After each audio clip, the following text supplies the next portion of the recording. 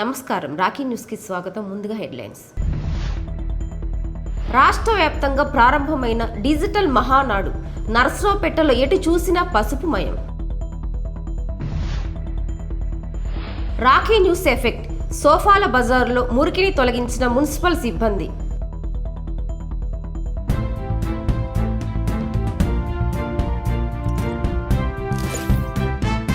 రాష్ట్ర వ్యాప్తంగా 44వ డిజిటల్ మహానాడు ప్రారంభమైంది. నర్సరావుపేటలో ఎటు చూసిన పసుపుమయంతో టీడీపీ శ్రేణులు ఉత్సాహంగా ఉన్నారు. నర్సరావుపేట సెగ్మెంట్లో 10 క్లస్టర్లుగా విభజించారు. ఆయా ప్రాంతాల వారు ఆయా క్లస్టర్లో పాల్గొని తొలుత అన్న ఎన్టీఆర్ విగ్రహాలకు పూలమాలలు వేసి ఘన నివాళులు అర్పించి పార్టీ జెండాను ఆవిష్కరించారు. ముఖ్య అతిథులుగా ఎమ్మెల్యే అరవింద్ బాబు, టీడీపీ పల్నాడు జిల్లా అధ్యక్షుడు జానీ భాషా, ప్రధాన కార్యదర్శి నల్లపాటి రామచంద్ర ప్రసాద్, గుంటూరు మేయర్ కోవెలమూడి రవీంద్ర, స్థానిక నాయకులు పాల్గొన్నారు. తెలుగుదేశం పార్టీ కార్యకర్తల జాతర, పండగ వాతావరణం. అన్న నందమూరి తారక రామారావు గారు తెలుగుదేశం పార్టీ ప్రారంభించినప్పటి నుంచి ప్రతి సంవత్సరం కూడా ఆయన జయంతికి 2-3 రోజులు ఎప్పుడూ కూడా మహానాడుని నిర్వహించేటటువంటి పరిస్థితి. ఈరోజు పశ్చిమ ఆసియాలో యుద్ధం జరుగుతున్నటువంటి పరిస్థితులు, పెట్రోల్ డీజిల్ ఇబ్బందికరమైనటువంటి పరిస్థితుల్లో గౌరవ ప్రధాని గారు నరేంద్ర మోడీ గారి యొక్క సూచనలతో జాతీయ పార్టీ అధ్యక్షులు తెలుగుదేశం పార్టీ నారా చంద్రబాబు నాయుడు గారి ఆదేశాలతో ఇవాళ హైబ్రిడ్ పద్ధతుల్లో రాష్ట్రంలో ఉన్నటువంటి సుమారు 8,200 క్లస్టర్స్లో ఇవాళ మహానాడు కార్యక్రమాన్ని ఏర్పాటు చేసుకోవడం జరిగింది. సెంట్రల్ పార్టీ ఆఫీస్ నుంచి జాతీయ పార్టీ అధ్యక్షులు నారా చంద్రబాబు నాయుడు గారు, వర్కింగ్ ప్రెసిడెంట్గా ఉన్నటువంటి నారా లోకేష్ గారు, పాలిట్ బ్యూరో సభ్యులు, అలాగనే పార్టీ పెద్దలందరూ కూడా దిశానిర్దేశం చేస్తూ ప్రతి క్లస్టర్ అంటే క్లస్టర్లో ఉన్నటువంటి 25,000 మంది ఓటర్లకు సంబంధించినటువంటి ఒక క్లస్టర్కి చూసుకుంటే ప్రతి నియోజకవర్గానికి కూడా 8 నుంచి 10 క్లస్టర్లు ఉంటాయి. అలాగే రాష్ట్రం మొత్తంలో సుమారు 8,200 క్లస్టర్లు ఉన్నాయి. ఇవాళ 8,000 చిల్లర క్లస్టర్లలో కూడా ఆ క్లస్టర్ ఇన్ఛార్జ్ ఎవరైతే ఉన్నారో వాళ్ళ ఆధ్వర్యంలో ఆ క్లస్టర్లో ఉన్నటువంటి గ్రామాలు కానివ్వండి, పట్టణంలో ఉన్నటువంటి వార్డులు అన్నీ కూడా ఈ కార్యక్రమానికి అందరినీ కూడా ఆహ్వానించడం, అందరూ కూడా ఈ కార్యక్రమానికి రావటం, ఈ 2 రోజులు కూడా రాష్ట్ర పార్టీ ఏదైతే నిర్దేశం చేస్తుందో రాబోయే సంవత్సరం పాటు పార్టీ ఏమి చేయాలి అనేటువంటి కార్యకర్తలకి దిశానిర్దేశం చేయడంతో పాటు ఈ సంవత్సరం పాటు తెలుగుదేశం పార్టీ జమా ఖర్చుల్ని అన్నింటినీ కూడా ఈ వేదిక ద్వారా ప్రకటిస్తారు. ప్రతి కార్యకర్త కూడా దాన్ని తెలుసుకునేటటువంటి పరిస్థితి.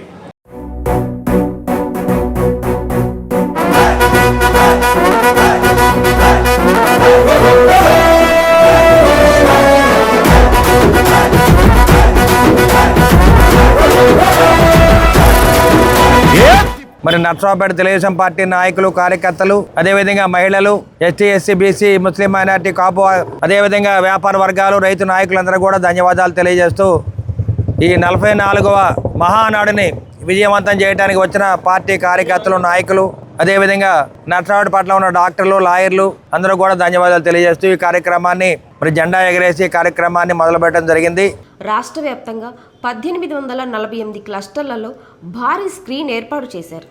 నర్సరావుపేటలో ప్రతి క్లస్టర్లలో భారీ స్క్రీన్ ఏర్పాటు చేసి రాష్ట్ర నాయకత్వం చేసే తీర్మానాలను లైవ్ ద్వారా తెలిగించారు. తెలుగుదేశం కుటుంబ సభ్యులందరూ పండుగ వాతావరణంలో మహానాడు చేసుకోవడం ఒక విశేషం. నియోజకవర్గ స్థాయిలో ఏర్పాటు చేసిన 10 క్లస్టర్లలో అందరూ కలిసి సహపంక్తి భోజనాలు చేశారు. ఈ మహానాడు పురస్కరించుకొని మన నర్సరావుపేట ఇన్ఛార్జిగా వచ్చిన కోవెలమూడి రవీంద్ర గారికి, జిల్లా కార్యదర్శి రామచంద్ర ప్రసాద్ గారికి, అట్లనే ఇక్కడ వచ్చిన మా క్లస్టర్ 8 గ్రామాల కార్యకర్తలకు, ప్రజలకు అందరికీ నా నమస్కారాలు. ముఖ్యంగా మా క్లస్టర్లో మా ఊర్లో పెట్టడం, మేము దీనిలో పార్టిసిపేట్ చేయటం మా అదృష్టంగా భావిస్తున్నాము. అట్లనే ఇవాళ మనకి మా ప్రకృతి కూడా రాత్రి వర్షం కలిసి మన సహకరించి చల్లగా ఉంది. నిన్నటి దాకా ఎండలో 48 డిగ్రీలు 49లో ఇబ్బంది పడ్డాము. ఈరోజు మన అన్నగారి చల్లవ వలన చల్లగా ఉంది, బయట తిరగడానికి కూడా ఇబ్బంది లేకుండా అందరూ మా 8 గ్రామాల ప్రజలు పాల్గొని అందరూ దీన్ని 2 రోజులు జయప్రదం చేయవలసిందిగా కోరుచున్నాం. మీసం ఇది ఆంధ్రుడి రోషం, రారమ్మని పిలుస్తోంది తెలుగుదేశం. నీలాకాశం నీకది శేషం, నిప్పులపై నడిపించర నీ ఆవేశం. పిడికిలిలో పట్టరా పిడుగుల శబ్దం, దారులకే నేర్పరా దాచిన యుద్ధం. పట్టర నువ్వు పట్టు మహానాడు బాట పట్టు, కట్టర నువ్వు కట్టు పసుపు జెండా జట్టు. మహానాడు మహానాడు గర్జించను చూడర ప్రతి తెలుగోడు. మహానాడు ఇది మహానాడు, గర్వంగా పిలిచిందిర వెలనాడు. నరసరావుపేట అసెంబ్లీ కాన్స్టిట్యున్సీలో అట్లాగే క్లస్టర్ ఇన్ఛార్జ్ దండా శివరామకృష్ణ గారు, అట్లాగే సీనియర్ తెలుగుదేశం పార్టీ రాష్ట్ర నాయకులు నల్లపాటి రాము గారు, వివిధ హోదాలో ఉన్న తెలుగుదేశం పార్టీ కుటుంబ సభ్యులందరూ కూడా పేరు పేరున హృదయపూర్వకమైన నమస్కారాలు తెలియజేస్తున్నాను. ముఖ్యంగా మహానాడు అంటే పసుపు సైనికులకు పండగ.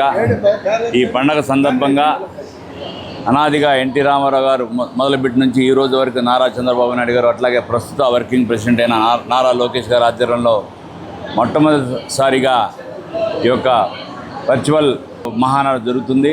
ఇది ప్రపంచవ్యాప్తంగానే గిన్నిస్ బుక్ ఆఫ్ రికార్డ్స్లో ఇవాళ నమోదైంది. ఎందుకంటే ఇన్ని వేల మంది, ఇన్ని లక్షల మంది ప్రజలు ఒకేసారి అన్ని ప్రదేశాల్లో ప్రతి క్లస్టర్ విభాగంలో ఈ ఆంధ్ర రాష్ట్రం మొత్తం ఉన్న 175 కాన్స్టిట్యున్సీలో ఉన్న ప్రతి క్లస్టర్లో కూడా ఇటువంటి ప్రోగ్రాం జరుపుకున్నందుకు ముఖ్యంగా మనం నారా చంద్రబాబు నాయుడు గారిని, నారా లోకేష్ గారిని మనం అభినందించాలి. ఇట్లాంటి కార్యక్రమాలు ఏర్పాటు చేసినందుకు.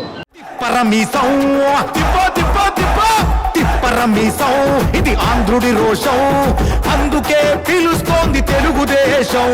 మహానాడు మహానాడు గర్జించను చూడర ప్రతి తెలుగోడు. మహానాడు ఇది మహానాడు, గర్వంగా పిలిచిందిర వెలనాడు.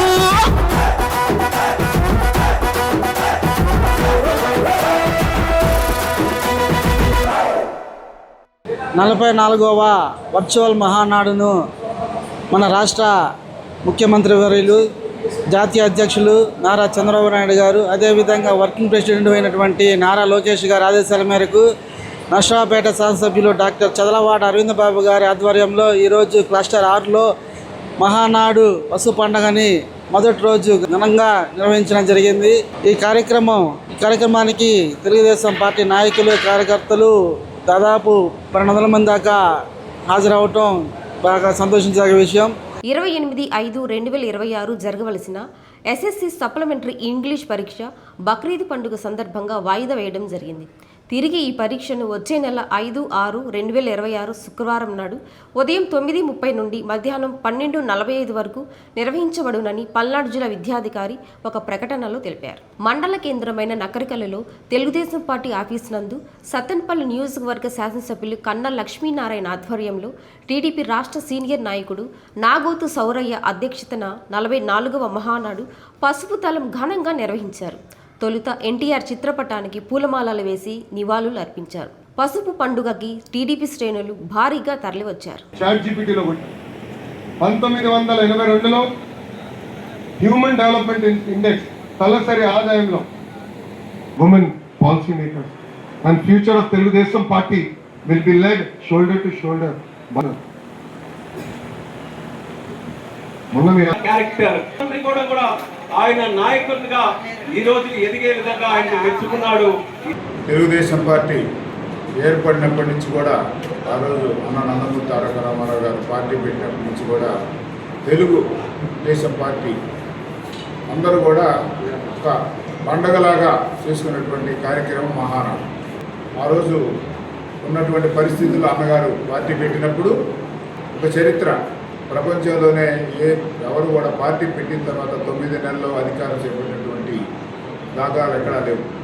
అది బహుశా ముందు రోజుల్లో కూడా రాదేమో అనుకుంటాను. ఆ ఒక్క నందమూరి తారక రామారావు గారికి చెందింది అది. అయితే పార్టీ ఆ రోజు నుంచి పెట్టినప్పటి నుంచి కూడా ఏ ఉద్దేశంతో అయితే పెట్టారో ప్రజల సంక్షేమం కోసం ఆ రోజున మరి స్త్రీలకి ఆస్తులు హక్కు కానివ్వండి, అధికారంలో వాటా కానివ్వండి, సంక్షేమ కార్యక్రమాలు కానివ్వండి, అనేక విధాలుగా పెన్షన్లు కానివ్వండి, లేదా పక్కా గృహాలు కానివ్వండి, ఇవన్నీ కూడా తెలుగుదేశం పార్టీ అన్నగారు పెట్టినప్పటి నుంచి అదే పరంపరలో ఇవాళ నారా చంద్రబాబు నాయుడు గారు కొనసాగిస్తూ ఉన్నారు. కాకపోతే దురదృష్టం ఏంటంటే ఏ పార్టీ అయినా కంటిన్యూగా ఒక 3-4 సార్లు కనుక కంటిన్యూగా అధికారంలో ఉంటే వదిలిపెట్టినటువంటి కార్యక్రమాలు, అభివృద్ధి కార్యక్రమాలు అయినా కంటిన్యూగా పూర్తి కావడానికి దోహదపడుతుంది. ఈ గ్యాప్ వచ్చినందువల్ల ఏమవుతుందంటే పోయినసారి చూసాం మనం 19 నుంచి 24 దాకా ఏ విధంగా ఈ రాష్ట్రంలో విధ్వంసం జరిగిందో అన్నీ కూడా ఎక్కడైతే మొదలుపెట్టామో అన్నీ అక్కడ పక్కన పడకేసినాయి, మొత్తం కూడా పక్కన పడేసారు. దానికి ఉదాహరణే పోలవరం ప్రాజెక్టు. నరసరావుపేట పాత సమితి ఆఫీస్ దగ్గర సోఫాల బజార్లో మురుకు నీరు నిల్వ ఉండడం, గుంతల కారణంగా ప్రజలు ఇబ్బందులు పడుతున్నట్లు రాఖీ మీడియా కథనం ప్రసారం చేసింది. రాఖీ మీడియా కథనానికి మున్సిపల్ కమిషనర్ రమ్య కీర్తన వెంటనే స్పందించి సిబ్బందిని అక్కడికి పంపించారు. రోడ్డుపై ఉన్న గుంతలను తొలగించి కాలువలో నీరు సాఫీగా వెళ్లేలా చర్యలు చేపట్టారు. ఈ నేపథ్యంలో రాఖీ మీడియాని, మున్సిపల్ కమిషనర్ని స్థానికులు అభినందించారు. నకరికల్లు మండలం చీమలమర్రి గ్రామంలో దళిత బహుజన రిసోర్స్ ఆధ్వర్యంలో బడి పిలుస్తుంది కార్యక్రమం. ఎండల తీవ్రతకు తీసుకోవాల్సిన జాగ్రత్తల గురించి డీబీఆర్సీ ఏరియా కోఆర్డినేటర్ అధ్యక్షతన గ్రామీణ ఉపాధి హామీ పని దగ్గర కోటిరత్నం మాట్లాడుతూ బడి పిలుస్తుంది కార్యక్రమంలో భాగంగా పిల్లలందరినీ గవర్నమెంట్ బడిలో మరియు సంక్షేమ హాస్టల్లో చేర్పించి ఉన్నత విద్యను గ్రామాల్లో ఉన్న ప్రతి ఒక్కరూ తెలుసుకొని బడిలో చేర్పించాలని, డ్రాప్స్ ఎవరు లేకుండా డీబీఆర్సీ కృషి చేస్తుంది. ఇటువంటి కార్యక్రమాలు నిర్వహిస్తూ ప్రతి ఒక్క గ్రామాల్లో అవేర్నెస్ ప్రోగ్రాంలు చేస్తూ ప్రతి ఒక్క తల్లిదండ్రులను, పిల్లలను ప్రోత్సహిస్తుంది. ప్రతి ఒక్కరూ చదువుకొని ఉన్నత స్థితిలోకి వెళ్ళాలని, రాబోయే తరంలో అక్షరాస్యతను పెంచుకోవాలని తెలియజేశారు.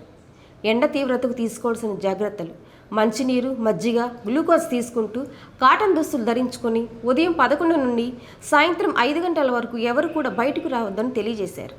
ఈ కార్యక్రమంలో బి వెంకటేశ్వర్లు మాట్లాడుతూ పనిచేస్తున్న ప్రతి గ్రామంలో ఇటువంటి అవేర్నెస్ కార్యక్రమాలు చేస్తున్నారు. ప్రతి ఒక్కరూ వినియోగించుకొని గ్రహించి పిల్లలను స్కూల్లో చేర్పించాలి అన్నారు. ఈ కార్యక్రమంలో NRI DGS field assistant Mariyababu, గ్రామ పెద్దలు పాల్గొనడం జరిగింది.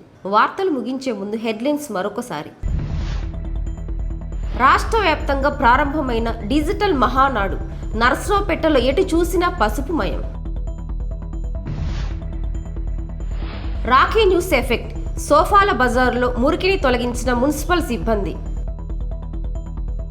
వార్తలు ఇంతటితో సమాప్తం. మరో బులెటిన్లో మళ్ళీ కలుద్దాం. అంతవరకు సెలవు. నమస్కారం.